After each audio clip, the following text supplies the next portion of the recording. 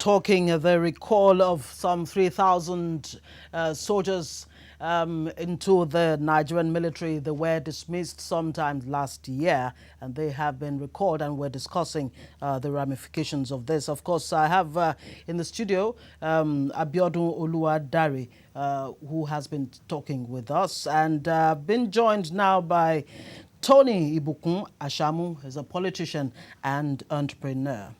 You're welcome.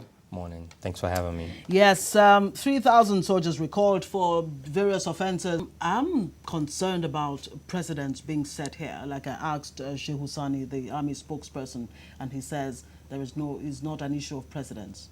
What do you think about this recall? It's my point of view. I think, yes, we are all worried, but also on the flip side, what I see here is part of justice.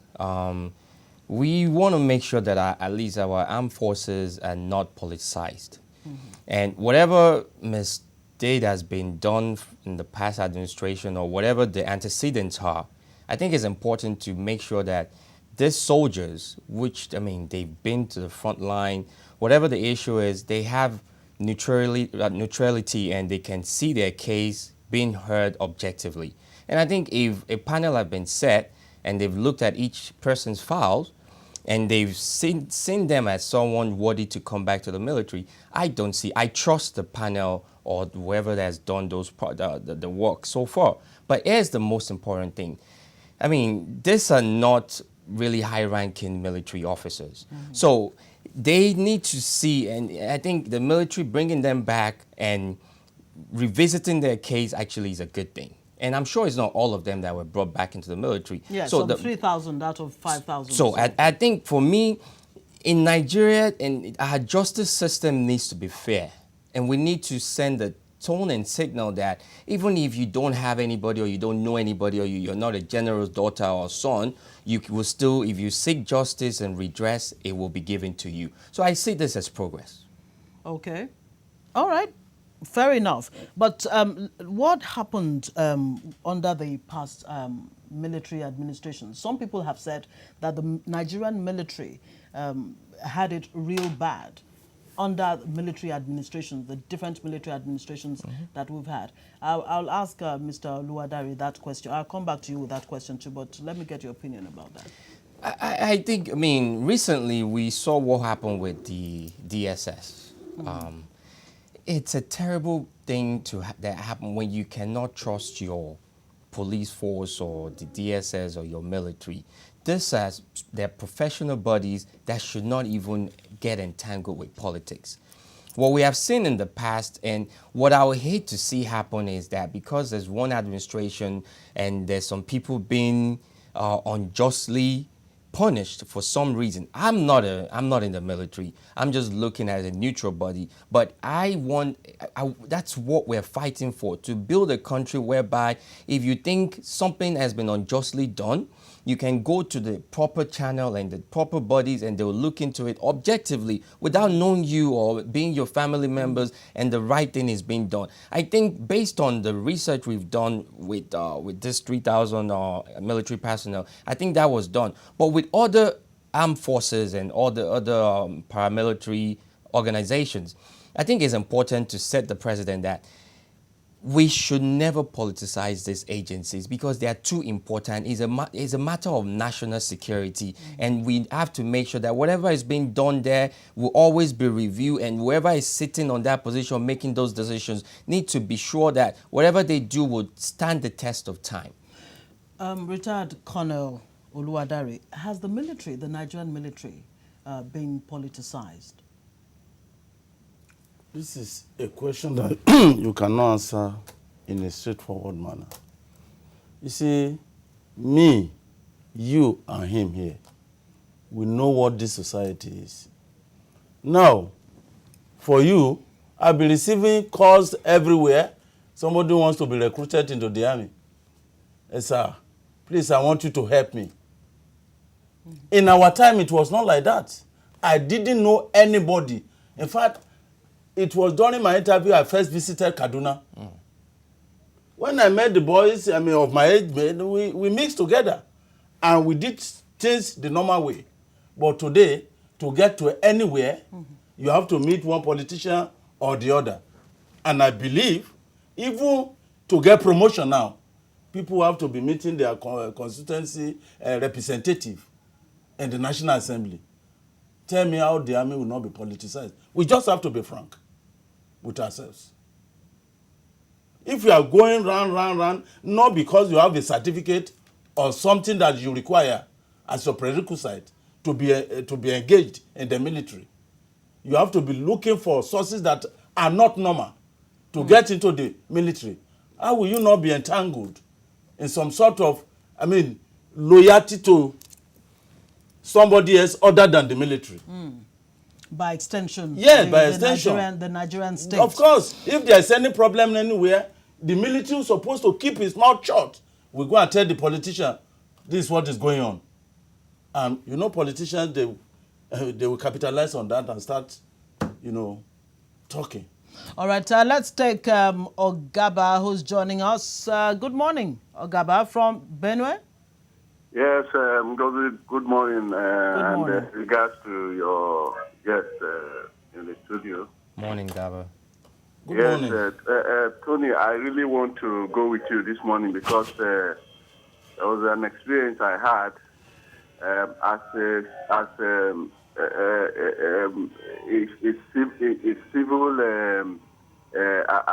coming from the civil populace and trying to have a relationship with the military.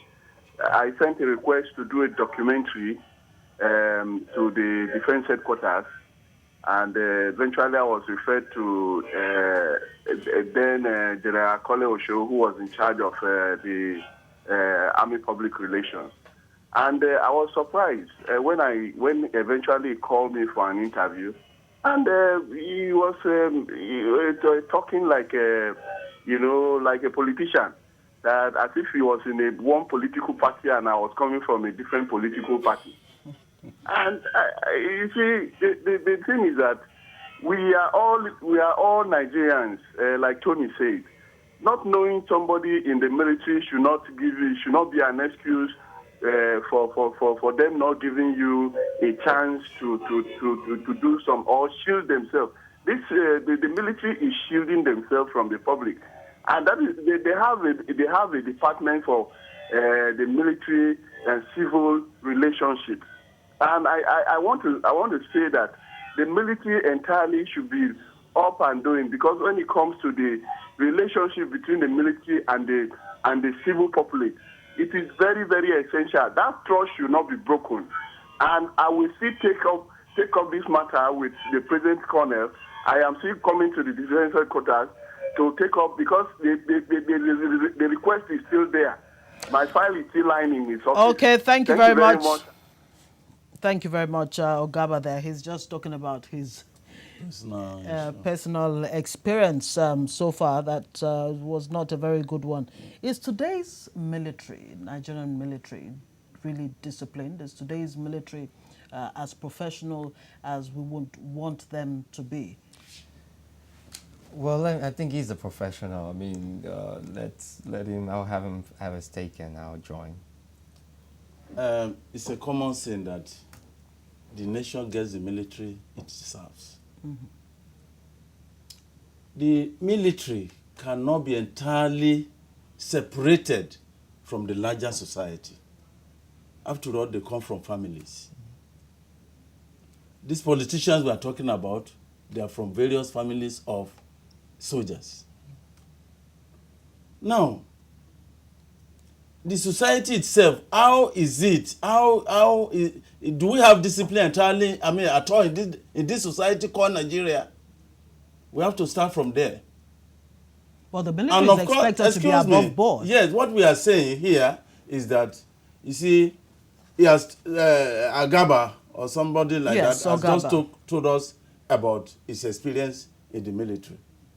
From there, let us start thinking. Somebody should not even open his mouth too much to understand what is going on in the military now. For instance, if there was when I went to Liberia, we were not properly equipped. I didn't run away. Mm-hmm. Yes, although we suffer some casualties. But I remained there, I fought the war, and I'm here today. It's curious you say that you were not properly equipped Of course. when you went to Liberia. I know You that see, Nigerian military have been involved in ECOMOG and what have you. And my have own done unit, very well. my own unit in particular, we suffer casualties because we were not properly informed. We were just rushed into the theater of war. And of course, when we got there, we had to, situate ourselves to match what is on the ground. And of course, we found our way. Some of the equipment we used later had to be flown to us, which should not be the case. We had to go, from the word go, this Joseph, this is your task. This is the equipment you are going to use. It was not like that when I went to Liberia. I don't know for other people. I can still say this anywhere, and I have witnesses who are still living. It shouldn't be the case. So when you do a thing like that, how do you expect standard disciplined force? I mean, my heart goes out to my heart goes out to our military men, people like Colonel Dari, and it's the biggest sacrifice to serve the nation. It makes you wonder, are we expecting too much from our Nigerian military with the picture that he has painted? No, because, and I'll tell you, trusting our military goes beyond. It's a very important foundation of the military agency in itself. And for example, Nigeria has suffered a lot of casualty, and in vis-a-vis not being, us as a country not being able to harm our soldiers and naval and air force men. And I'll tell you, it gave you a very, very blatant example. Recently, we knew that the USA had an embargo against Nigeria that nobody should sell ammunitions to Nigeria, which of course has a big impact on why Boko Haram festered in some parts of our country. So here's what I'm saying. In 2015, there are technologies out there whereby we are in this studio. You can send a drone or a missile to kill just the people in this room now without affecting the next room. Now here's the problem. When Nigerian military is being politicized, Nigerian military in 2015, being the giant of Africa, should have access to these technologies. But now here's the problem. If the military is being politicized and the national or the global committee does not trust the military, why would they let you have such? Because guess what? What you're going to use it for is unthinkable. All right, let me take Abdullahi from Taraba. Hello, good morning, Abdullahi. Yeah, morning. How are you? Very well, thank you. Go ahead, please.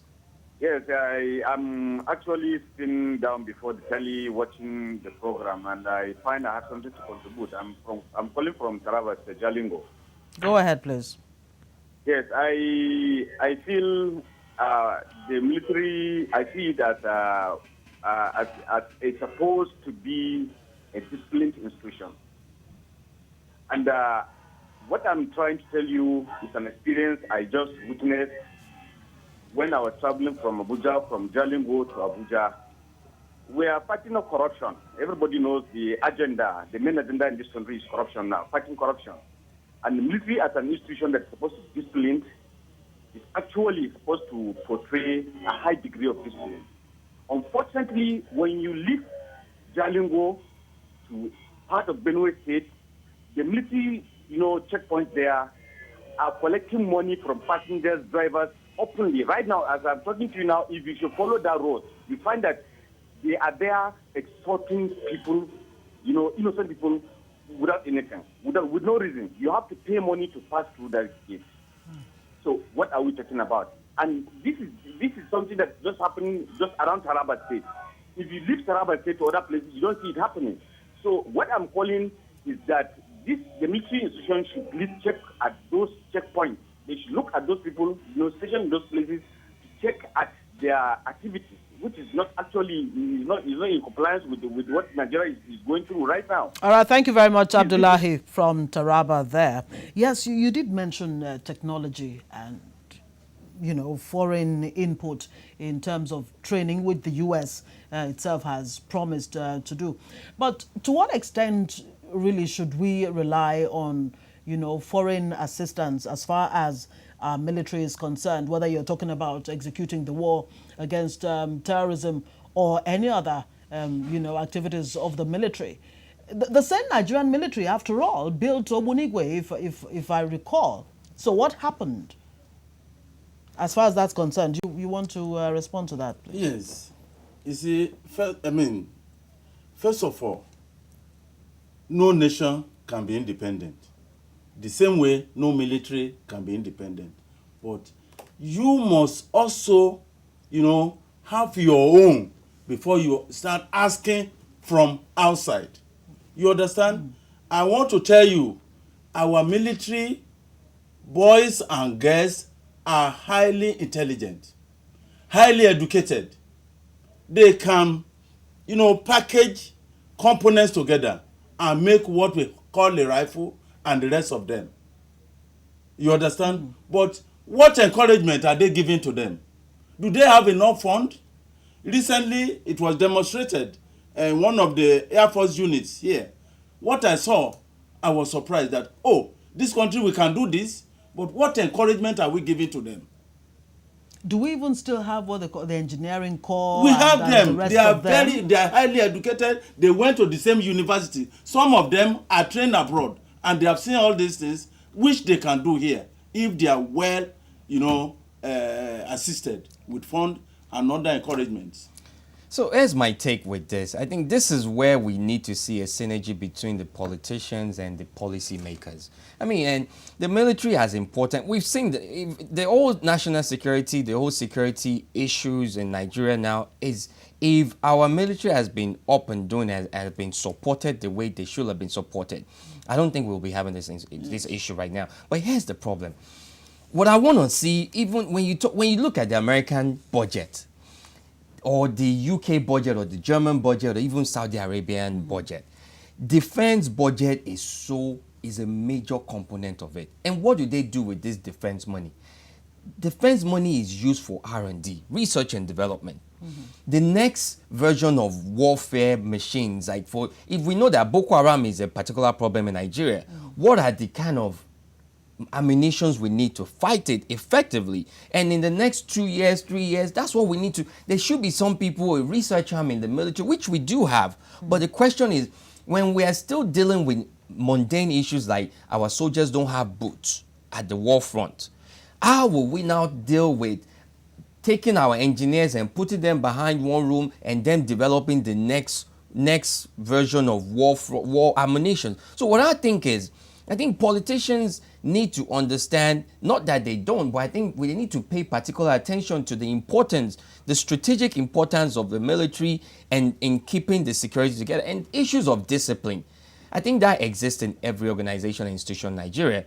And look at NEPA, for example, because that's a name that everybody understands. What has changed in NEPA 6 months before now and now? That